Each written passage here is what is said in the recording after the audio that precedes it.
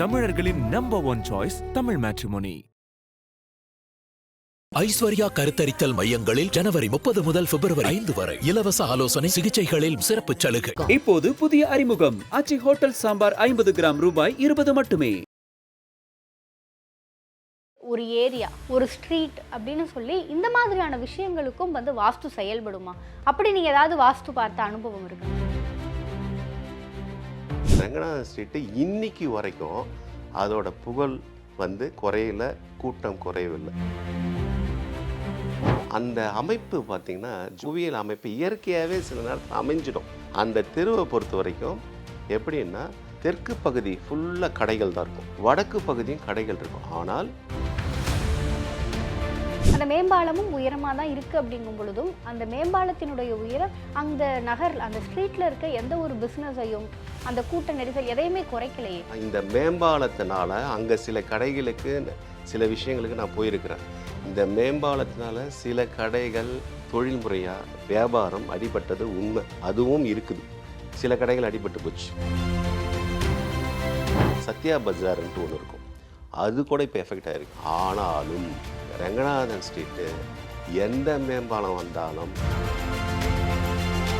இங்கே ஒரு மிகப்பெரிய ஒரு பாத்திரக்கடை, ஆரம்ப காலத்தில் அங்கேருந்து தான் அவங்க வராங்க. முருகன் பேரை கொண்ட அந்த பாத்திரக்கடை, அந்த பாத்திரக்கடை மிகப்பெரிய கடையாக இருக்கும்போது ஒரு 40 வருஷத்துக்கு முன்னாடி அவர் என்ன பண்ணுறாரு, இந்த ஊழியர்கள் வரணுன்றதுக்காக சவுத்து வெஸ்ட் நைருதி பக்கத்தில் ஒரு கதவை ஓப்பன் பண்ணுறாரு. இதை ஓப்பன் பண்ண பிறகு அந்த இடத்துல ஒரு ஃபயர் ஒன்று வருது. அந்த கடை இது பத்திரிக்கை செய்து வாடகை கட்டுறது, ஒரு இஎம்ஐ கட்டுறது, ஃபீஸு, இந்த காசு கூட தடையில்லாமல் வந்தால் தானே சார் இது பண்ணலாம். கடை வாங்காமல் இருக்கணும் சார். பெருசாக நம்ம ஒன்றும் கேட்கல சார். இப்படிலாம் கூட மக்கள் இருக்காங்க. அதுக்கு ஏதாவது வாஸ்து இருக்கான போது ஒன்றுமே இல்லை. ஒரு மஞ்சள் கலர் பக்கெட் எவ்வளோ நாளில் இதோட ரிசல்ட் நம்ம பார்க்கலாம்? உடனேவே கிடைக்கும். உங்களோட பிரார்த்தனை உடனேவே கிடைக்கும். இந்த பிரபஞ்சத்தை பொறுத்த வரைக்கும் எப்படின்னா, ஐபிசி பக்தி நேயர்கள் அனைவருக்கும் அன்பு வணக்கம். இன்னைக்கு நம்ம கூட வாஸ்து சார்ந்த நிறைய தகவல்களை பகிர்ந்து கொள்வதற்காக பிரபல வாஸ்து நிபுணர், பில்டர், வாஸ்து விநாயகம் சார் நம்ம கூட இணைந்திருக்கிறார்கள். சார் வணக்கம் சார். வணக்கம் மேடம். எப்படி இருக்கீங்க சார்? நல்லா இருக்கு சார். நீங்கள் ஒவ்வொரு பதிவிலும் நம்ம மக்களோடு பகிர்ந்து வருகிற தகவல்கள் எல்லாமே அவங்க மனசில் ஒரு மிகப்பெரும் வரவேற்பு பெற்றிருக்கு. அதுக்கு உங்களுக்கு இந்த நேரத்தில் ஐபிசி பக்தி நேயர்கள் சார்பாக ஒரு மனமார்ந்த நன்றியை சொல்லிக்கிறோம். நன்றி சார். வணக்கம். சார், இப்போ பொதுவாக நம்ம நிறைய வீடுகளுக்கு வாஸ்து சார்ந்த விஷயங்களை பேசிகிட்டு இருக்கோம். ஏன் அந்த வீடு அமைந்திருக்கின்ற தெருவுக்குமே இருக்க வாஸ்து அமைப்புகளை பேசியிருக்கோம். இப்போ இது எல்லாத்தையும் கடந்து ஒரு ஏரியா, ஒரு ஸ்ட்ரீட் அப்படின்னு சொல்லி இந்த மாதிரியான விஷயங்களுக்கும் வாஸ்து செயல்படுமா?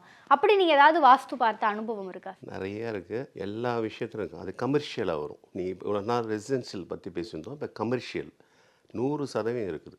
வெற்றி பெற்ற காம்ப்ளெக்ஸு, மாலு, அதிலே சரிந்த மால்கள், ஓடாத மால்கள், அந்த மாதிரி தெருக்கள் நிறைய இருக்குது. இப்போ நீங்கள் கேட்ட ஒரு விஷயத்தில் சென்னையின் பிரதானமான ஒரு சாலை, தமிழ்நாட்டில் இல்லை, மலேசியா சிங்கப்பூர்காரங்க வந்தால் கூட அந்த தெருவுக்கு வரணும். அது ஒரு ஜாலியாக இருக்கும். அந்த தெருவில் நெரிசலில் இடிச்சிட்டு குடிச்சிட்டு போயிட்டு அதில் ஒரு ட்ரெஸ்ஸை வாங்குறது, அது ஒரு அலாதியான விஷயங்கள். அது எங்கன்னா டி நகரோடைய முக்கியமான ரங்கநாதன் சாலை. நம்ம சாதாரண மக்கள்லேருந்து பெரிய மிடில் கிளாஸ்லேருந்து நம்மெல்லாம் அந்த இடத்துலேருந்து வாங்கி வளர்ந்து வந்தவங்க தான் சின்ன வயசுலேருந்து. ரங்கநாதன் ஸ்ட்ரீட்டு இன்னைக்கு வரைக்கும் அதோட புகழ் குறையல, கூட்டம் குறையவில்லை. இன்றைக்கும் அந்த இடத்துல காவல்துறை எச்சரிக்கை கொடுத்துக்கிட்டே இருப்பாங்க. அந்த நம்ம வாஸ்து ரீதியாக பார்த்தா தென்மேற்கு மூலையிலேருந்துட்டு ஜாக்கிரதையாக இருங்க, கை குழந்தையோடு இருக்கிற பசங்க, பெண்கள், ஆண்கள் வரணும். அந்த அளவுக்கு கட்டுக்கடங்காமல் பண்டிகை நாட்களில் மட்டும்தான், பொங்கல், தீபாவளி மட்டும்தான் இல்லை, சாதாரண நாட்களில் கூட அந்த இடத்துல ஒரு ஒரு நெரிசல் இருந்த பகுதியாகவே தான் இருக்குது. என்னடா இது இப்படி இருக்க அப்படின்னு சொல்லிட்டு நம்மளோட ஆய்வில் சிறு வயதுலேருந்து அந்த பக்கம் போகிறோம் வரோம். நம்ம இந்த ஃபீல்டில் தேடுதல் இருக்கும்போது அந்த பக்கம் போகும்போது பார்த்திங்கன்னா அந்த அமைப்பு பார்த்திங்கன்னா ஜுவியல் அமைப்பு இயற்கையாகவே சில நேரத்தில் அமைஞ்சிடும். அதுதான் இந்த கடவுளோட இதுவா இல்லை அந்த இயற்கையோட அமைப்பா? அது அந்த தெருவை பொறுத்த வரைக்கும் எப்படின்னா தெற்கு பகுதி ஃபுல்லாக கடைகள் தான் இருக்கும், வடக்கு பகுதியும் கடைகள் இருக்கும். ஆனால் தெற்கு பகுதியில் எந்த தெருக்களுமே வராது, குறுக்கு தெருக்கள். வடக்கு பகுதியில் குறுக்கு தெருக்கள் வரும். இது ஒரு ப்ளஸ்.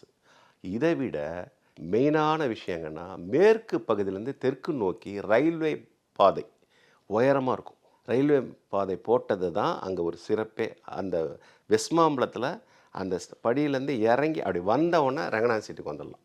இதில் ஒரு விஷயம், வாஸ்து போக்குவரத்துக்கு எந்த விதம் இல்லாமல் இறங்கினவுடனே அந்த தெருவுக்கு வரலாம். ஸ்டேஷன் பக்கத்துலேயே இருக்குது. அதுவும் ஒரு ப்ளஸ். இதில் காரணங்கள் இதுதான் மட்டும்தானா அப்படின்னு பார்த்தா, இயற்கையாகவே கன்னிமூல கணபதி என்ற சொல்லக்கூடிய நைருதி பிளாக்ல ஒரு பிள்ளையார் கோயில் போதும்ல அந்த தெருவுக்கு எப்படி இருக்கணும்ன்ட்டு. இதை காவல்துறை எச்சரிக்கையோட கூண்டு வச்சுருக்காங்களே, உயரமான கூண்டு, அது கூட பாருங்களேன், இயற்கையாகவே மேற்கு பகுதியில் நின்று தான் எச்சரிக்கை பண்ணிக்கிட்டே இருப்பாங்க கிழக்கு நோக்கி. இதையும் நம்ம ஆய்வுலேருந்து எடுக்கப்பட்ட விஷயங்கள். இது எல்லாமே அந்த தெருவுக்கு உண்டான ப்ளஸ். கண்டிப்பாக. சரி, இப்போ நீங்கள் இந்த விஷயத்த சொல்லும் பொழுது வந்து இது எல்லாமே இருந்தாலுமே இப்போ வந்து அந்த நீங்கள் சொல்கிற அந்த முனைக்கு எதிரில் வந்து கிழக்கு பார்த்து ஒரு மேம்பாலம் அமைச்சிருக்காங்க. அந்த மேம்பாலமும் உயரமாக தான் இருக்குது. அப்படிங்கும் பொழுதும் அந்த மேம்பாலத்தினுடைய உயரம் அந்த அந்த ஸ்ட்ரீட்டில் இருக்க எந்த ஒரு பிஸ்னஸையும் அந்த கூட்ட நெரிசல் எதையுமே குறைக்கலையே, வியாபாரம் அப்படியே தான் ஆயிட்டுருக்கு. அப்படிங்கும்போது இதை நீங்கள் வாஸ்து ரீதியாக எப்படி அணுகுறீங்க சார்? நல்ல அருமையான கேள்வி. இந்த கேள்வி வரும், நம்ம கமெண்ட்ஸில் கேட்கக்கூடிய கேள்வி நீங்களே கேட்டுட்டீங்க. இந்த மேம்பாலன்றது வந்து ஆரம்ப காலத்தில் கிடையாது, 80s 90ஸ்லாம் கிடையாது. இப்போ சமீபத்தில் ஒரு 10-20 வருஷத்துக்கு முன்னாடி தான் போட்டது. இருந்தாலும் இந்த மேம்பாலம் அமைத்த பிறகும் ரங்கநாத தெருவில் இருக்கும் கூட்டம் குறைஞ்சுதானே? குறையில. ஏன்னா இந்த மேம்பாலத்தினால அங்கே சில கடைகளுக்கு சில விஷயங்களுக்கு நான் போயிருக்கிறேன். இந்த மேம்பாலத்தினால சில கடைகள் தொழில்முறையாக வியாபாரம் அடிபட்டது உண்மை, அதுவும் இருக்குது. சில கடைகள் அடிபட்டு போச்சு, அதை நான் பேர் சொல்லலாம் விரும்பலை. அதே நேரத்தில் ஒரு கடை வந்து முழுமையாகவே அடிபட்டு நொடிஞ்சு போனவரெலாம் இருக்கிறார் அந்த கடை. நான் ஏற்கனவே ஒரு சில விஷயத்தில் பார்த்துருக்கேன். மேம்பாலம் அமைச்ச பிறகு அவர் அந்த ஜுவல்லரி கடையிலேயே மிகப்பெரிய லாஸ் ஆகி போனது. அதுக்கு இந்த ரங்கநாத தெருவுக்கு பக்கத்தில் இன்னும் ஒரு பஜார்னு ஒன்று இருக்கும், சத்யா பஜார்ன்ட்டு ஒன்று இருக்கும். அது கூட இப்போ எஃபெக்ட் ஆகிருக்கு. ஆனாலும் ரங்கநாதன் ஸ்ட்ரீட்டு எந்த மேம்பாலம் வந்தாலும் அந்த வியாபாரம் நடந்துக்கிட்டே இருக்குது. என்னடான்னு பார்த்து ஆய்வு பண்ணி பார்த்தா, இந்த ரயில்வே ட்ராக் சொன்னேன் இல்லையா, ரயில்வே ட்ராக்கில் இந்த கன்னிமூல கணபதி வந்துருச்சா, கோயிலும் வந்திருக்கா. இதை தாண்டி அந்த மேம்பாலத்தை விட உயரமான படிக்கட்டு தென்மேற்கில் ரயில்வே மேம்பால படிக்கட்டு அமைந்து போச்சு. அப்போது இந்த வாஸ்து என்ன சொல்லுதுன்னா, வடகிழக்கை விட தென்மேற்கில் ஒரு அடி உயரமாக இருக்கும்போது அது பேலன்ஸ் பண்ணிட்டோம். இதுதான் உங்கள் கேட்ட கேள்விக்கு சரியான பதில். இப்போ இந்த டி நகர் பகுதியிலே பார்த்தீங்கன்னா ஒரு பெரிய பரியல் கிரவுண்டு, ஃபேமஸ் பரியல் கிரவுண்டு ஒன்று இருக்குது. அந்த பரியல் கிரவுண்டுக்கு தெற்கு பகுதி பார்த்திங்கன்னா வளர்ச்சியே கிடையாது. இது பல குருமார்கள்லேருந்து பல பண்டிதர்கள் அவர்களே ஆய்வு பண்ண விஷயம். 30-40 வருஷம் இந்த பக்கம் வளர்ச்சியே இல்லையா அப்படின்னா, பரியல் கிரவுண்டுக்கு இந்த பக்கம் வடக்கு சைடு ஃபுல்லாக மிகப்பெரிய வணிக வணிகங்கள் மிகப்பெரிய, அதாவது தமிழ்நாட்டுக்கே ஒரு ஜவுளி கிடைக்கும், பாத்திரம் கிடைக்கும், இந்த விஷயங்கள் மிகப்பெரிய இருந்தது. இது மாதிரி வளர்ச்சி அடைஞ்சு இருக்குது. வேறு வேறு பகுதியும் சொல்கிறேன். இதுக்கு நடுவில் இந்த ரங்கநாதன் சீட்டில் ஒரு விஷயத்தை நான் மறந்துட்டேன். அந்த வாஸ்து எப்படி வேலை செய்யுதுன்னும் போது இதை ஒரு ஆய்வு பண்ணும்போது தெரிஞ்சுது. நான் சொன்னேன் பார்த்தீங்களா, ரங்கநாதன் ஸ்ட்ரீட்டில் வந்து தெற்கு பகுதியில் பொதுவாகவே நம்ம வீடுங்களுக்கு என்ன சொல்லுவோம், இந்த சவுத்து வெஸ்ட் நைருதி பிளாக் சேலஞ்சிங் ஸ்பாட்டு, அந்த இடத்துல பால்கனியோ கதவுகளோ வரக்கூடாது. அதாவது தெற்க ஒட்டி கதவும் வரக்கூடாது, மேற்க ஒட்டி கதவும் வரக்கூடாது, பால்கனி வரக்கூடாது. நம்ம சொல்லிக்கிட்டே இருப்போம் எல்லாருக்கும் வீட்டுங்களுக்கு. இங்கே ஒரு மிகப்பெரிய ஒரு பாத்திரக்கடை, ஆரம்ப காலத்தில் அங்கேருந்து தான் அவங்க வராங்க. முருகன் பேரை கொண்ட அந்த பாத்திரக்கடை, அந்த பாத்திரக்கடை மிகப்பெரிய கடையாக இருக்கும்போது ஒரு 40 வருஷத்துக்கு முன்னாடி அவர் என்ன பண்ணுறாரு, இந்த ஊழியர்கள் வரணுன்றதுக்காக சவுத்து வெஸ்ட் நைருதி பக்கத்தில் ஒரு கதவை வந்து ஓப்பன் பண்ணுறாரு. இப்படி வரட்டும்னு சொல்லிட்டு அங்கே வந்து எந்த இதுவும் கிடையாது, ரோடு கிடையாது. இவங்களாம் வந்துட்டு ஒரு 30-40 வருஷத்துக்கு முன்னாடி நடந்த விஷயம் இது, இதே ரங்கநாதன் ஸ்ட்ரீட்டில். அப்போ எந்த அளவுக்கு வாஸ்து வேலை செஞ்சுருக்கு பாருங்கள். இதை ஓப்பன் பண்ண பிறகு அந்த இடத்துல ஒரு ஃபயர் ஒன்று வருது. அந்த கடை இது பத்திரிக்கை செய்து பல 70-75 வயது உள்ள விஷயம் தெரிஞ்சவங்களுக்கு இந்த விஷயம் தெரியும். அங்கே ஒரு தீ விபத்து ஏற்படுது. அப்போது வாஸ்து சரியாக அமைச்சா இந்த விஷயத்துலேருந்து நம்ம வெளியில் வந்துடலாம். தவறாகும் போது பல பிரச்சனையை சந்திக்க வேண்டிய விஷயம் இருக்குது. சார், இப்போ நீங்கள் வந்து ஒரு தெருவுக்கு சொன்னீங்க சார், இந்த ஸ்ட்ரீட்டினுடைய வளர்ச்சிக்கு காரணம் என்ன, வீழ்ச்சிக்கு காரணம் என்ன அப்படிங்கிற மாதிரியான விஷயங்களை சொன்னீங்க. இப்போ சென்னையினுடைய மிக முக்கியமான ஏரியாஸ் இருக்குது, ஒரு சில ஏரியாலாம் வந்து ரொம்ப வளர்ச்சி அடைந்த பாதையில் இருக்குது, ஒரு சில ஏரியாஸில் இன்னும் அந்த வளர்ச்சி அப்படிங்கிற ஒரு விஷயம் ஏற்படலை. இதுக்கும் வாஸ்து தான் காரணமா? 100% அடித்து சொல்கிறது அப்படின்னு சொல்லுவாங்களா, அந்த மாதிரி. ட்ரிப்ளிகேன் மயிலாப்பூர் இதில் ஒரு பல விஷயங்கள் அடங்கியிருக்குது. ட்ரிப்ளிகேன் மயிலாப்பூருக்கு இது பாரம்பரியமான விஷயங்கள், கோயில்கள் நிறைந்த பகுதி. கடற்கரை கிழக்கு பகுதியில் ட்ரிப்ளிகேன் மயிலாப்பூரில் கடற்கரை இருக்கும். அந்த ஏரியாலாம் நல்லாயிருக்கும். அதே மாதிரி பெசன் நகர், அடையார், இந்த பகுதி எல்லாமே நல்லாயிருக்கும். இது ஒரு பக்கம். மலை சார்ந்த பகுதின்னு பார்த்திங்கன்னா நம்மளது இந்த பல்லாவரத்துலேருந்து மலைகள் இருக்கும். இடது பக்கம் வலது பக்கம் மலைகள் இருக்கும். நீங்கள் தாம்பரம் தாம்பரம் தானே அப்படின்னு சொல்லிட்டு இருந்தப்போ காலகட்டத்தில் தாம்பரம் இன்றைக்கி வளர்ச்சி அடைந்த அளவுக்கு பல்லாவரம் சானிட்டோரியம், குரோம்பேட்டல் அந்த அளவுக்கு பெரிய வளர்ச்சி கிடையாது. எஸ்பெஷலி பல்லாவரம், இந்த மீனம்பாக்கம், இதில் ஏர்போர்ட் வேறு வருது, அதையும் சொல்லுவாங்க. ஏர்போர்ட்னால சுற்று வட்டத்தில் பெரிய வளர்ச்சி இருக்காது, பெரிய வணிக மகள் இருக்குது. அதுவும் ஒரு காரணம் இருந்தாலும் இந்த திரிசூல மலைன்னு ஒன்று வந்துடும் கிழக்கு பகுதியில். அது அந்த வளர்ச்சிக்கு இதெல்லாம் ஆய்வில் எடுக்கப்பட்ட விஷயங்கள். அப்போ நம்மளோட வாஸ்துவோட ரூல் என்னது? கிழக்கு வடக்கில் நீர்நிலைகள் இருக்கணும், தெற்கு மேற்கில் மலைகள் இருக்கணும். இங்கே உல்டாவா திரிசூல மலைகள் அமைஞ்சு போச்சு. அதே போல் வண்டலூர் பகுதியில் இந்த பக்கம் அங்கே இருக்கிற மலைகளும் இருக்கும். இப்போ இந்த வளர்ச்சி விகிதத்தை இந்த ரியல் எஸ்டேட்லேயே பார்க்க போனால் தாம்பரத்தில் இருக்கிற கூடுவாஞ்சேரி இருக்கிற ஒரு நிலத்தோட மதிப்பு இந்த பல்லாவரம் பகுதியில் கிடையாது. பல்லாவரம் பகுதியில் சுத்தமாகவே கிடையாது. பல்லாவரம், மீனம்பாக்கம், குரோம்பேட்டை இது நார்மலாக தான் இருக்கும். இது ஒரு விஷயங்கள். இது வளர்ச்சி அடைந்த இது. இன்னொரு அரசியல் ரீதியாகவே சில விஷயம் நான் சொல்கிறேன். இதுவும் ஒரு ஆய்வில் எடுத்தது.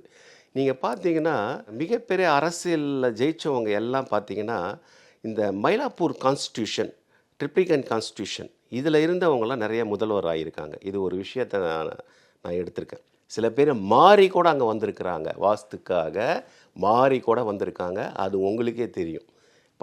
பல இடத்துல இருந்து மாறி மயிலாப்பூர் கான்ஸ்டியூஷனுக்கு முதல்வராக நடந்த விஷயம்லாம் நம்ம தமிழகத்தில் நடந்திருக்கு. அப்படி என்ன சார் அந்த ஏரியாவுக்கு ஒரு பவர் இருக்கு? அதில் வைப்ரேஷனும் இருக்கும். அங்கே போய் உணர்ந்த மயிலாப்பூரில் போகும்போது ஒரு வைப்ரேஷன் இருக்கும். கடற்கரையோட காற்றில் போய் ஃபாரினர்ஸ் அடிக்கடி இருக்கும்போது உப்பு காற்று நம்ம சொல்கிறோம்ல, அந்த உப்பு தன்மைக்கு காற்று ஒரு பாசிட்டிவ் எனர்ஜி, நெகட்டிவ் எனர்ஜி எடுத்துக்கிட்டே இருக்கும். அலைகள் ஓயாத அலைகள்னு சொல்கிறாங்களே, எது ஓஞ்சாலும் ஓயும், அலைகள் ஓயாது. அப்போ அந்த பாசிட்டிவ் கடலில் போய் நிற்கும் போதே ஒரு பாசிட்டிவ் எனர்ஜி கிடைக்கும். வெளிநாட்டினர் அதிகமாக செலவு பண்ணுற இடமே கடற்கரை தான் சார். ஆனால் அந்த இடத்த மாதிரியே இன்னும் நிறைய இடங்கள்ல பீச் இருக்குல்ல, அந்த இடங்கள்லாம் இல்லாத ஒரு சிறப்பும் ஒரு கடற்கரையும் திருக்கோயில்களும் பாரம்பரிய சித்தர்களும் வள்ளுவனும் வாழ்ந்த பகுதி அதுதான் சிறப்பு. கேட்ட கேள்விக்கு மயிலாப்பூர் என்னவொன்னே யார் ஞாபகம் வரும்? திருவள்ளூர் ஞாபகம் வரும்ல. அப்போ பல சித்தர்கள் வாழ்ந்த பூமி தான் அது ட்ரிப்ளிகேனு மயிலாப்பூர். இந்த சித்தர்களை பற்றி பேசுனா சென்னையில் ஏகப்பட்ட சித்தர்கள் ஜீவ சமாதிகள் இருக்குது, அது ஒரு பக்கம். இந்த மாதிரி சிறப்பு வாய்ந்த பகுதி அது மயிலாப்பூர்ன்றது. பூஜை புனஸ்காரத்துக்கு யாகத்துக்கு ஃபேமஸான இடம் எது?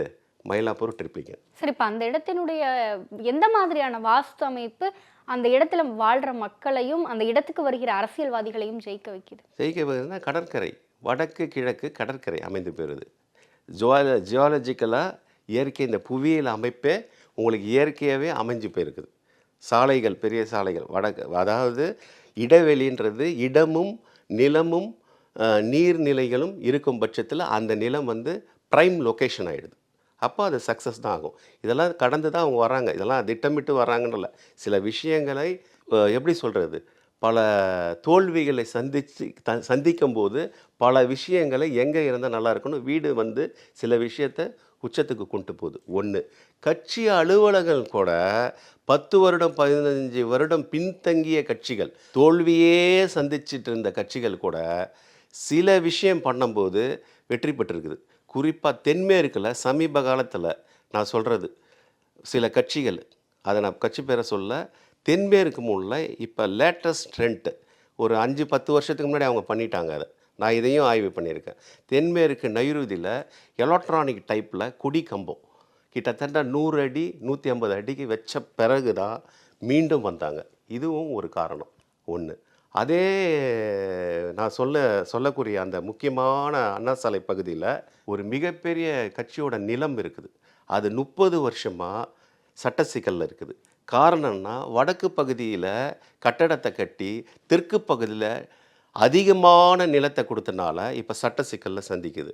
அப்போ நம்ம எப்பவும் திரும்ப திரும்ப என்ன சொல்லுவோம், வடக்கு கிழக்கில் காலி இடத்தை விட்டுட்டு தெற்கு மேற்கில் கட்டடத்தையே கட்டணும்னு சொல்லுவோம். ஆனால் இவங்க என்ன பண்ணிட்டாங்க, 2000 கோடி மதிப்புள்ள சொத்து அது நான் சொல்லக்கூடியது. இவங்க தெற்கு பகுதி முழுமையாக விட்டுட்டு தென்கிழக்கு பகுதியை ஓப்பன் பண்ணி விட்டுட்டாங்க. அது ஒரு 30 ஆண்டுகளாக சட்ட சிக்கலில் போயிட்டுருக்குது. அது ஒரு கதை. இது மாதிரி நிறைய விஷயங்கள் இருக்குது. ஈரோடு பக்கத்தில் இருக்கிற பவானி ஆறு போது பாருங்கள். பவானி ஆறுக்கு வடக்கு பகுதி, அதாவது தெற்கில் இருக்கிறவங்க வந்து செழிப்பாக இருப்பாங்க, வடக்கில் பவானி ஆறு போகும். அதே இந்த பக்கத்தில் இருக்கிறவங்களுக்கு பெரிய வளர்ச்சி இருக்காது. அப்போ இந்த அமைப்புலாம் இருக்குது. இதுலேயே இன்னொரு விஷயமும் சொல்கிறேன். திருவண்ணாமலை வந்து இவ்வளோ ஃபேமஸாக இருக்குல்ல, பல காரணங்கள் இருக்குது. அதை நிறையா நம்ம பேசிட்டோம். இருந்தாலும் ஒரு சின்ன டிப்ஸ் கொடுக்குறேன். புவியியல் அமைப்பில் துஞ்சல் ஆறுன்னு ஒரு ஆறு வருது. அதை எடுத்து பார்த்தா தெரியும். அது தெற்கில் அப்படியே வந்து வடக்கு நோக்கி பாயுது. 2 ஆறு பிரியுது இயற்கையாகவே. அதுவும் ஒரு ப்ளஸ்.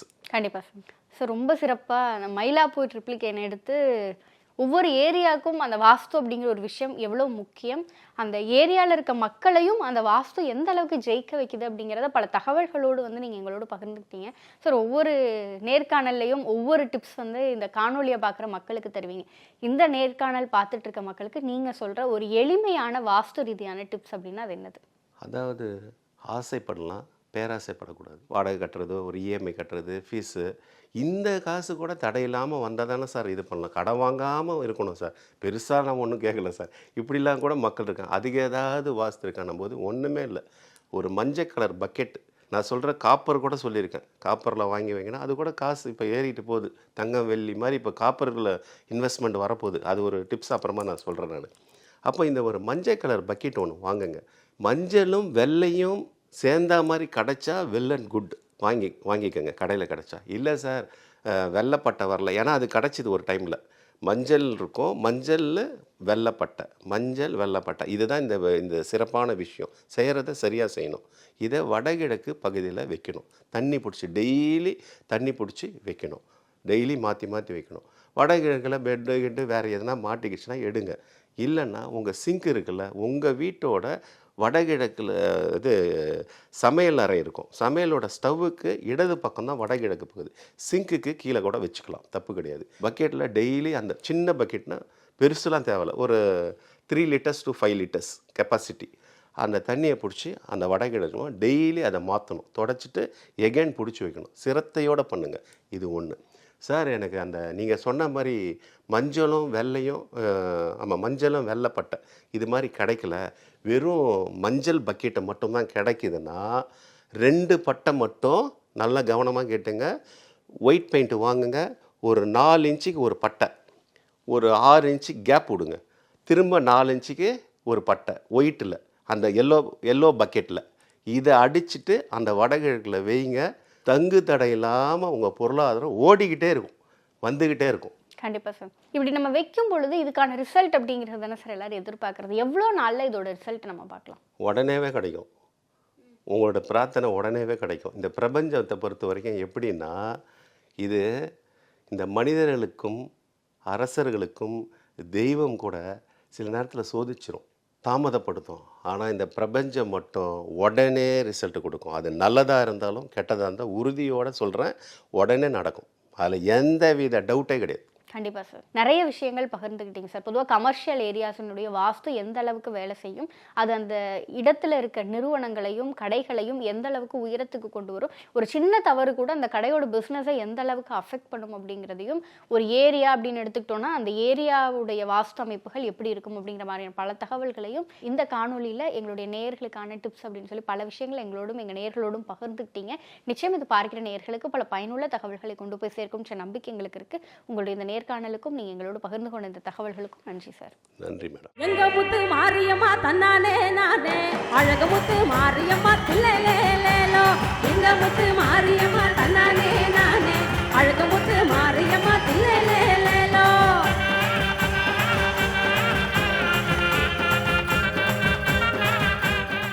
தமிழர்களின் நம்பர் 1 சாய்ஸ் தமிழ் மேட்ரிமோனி.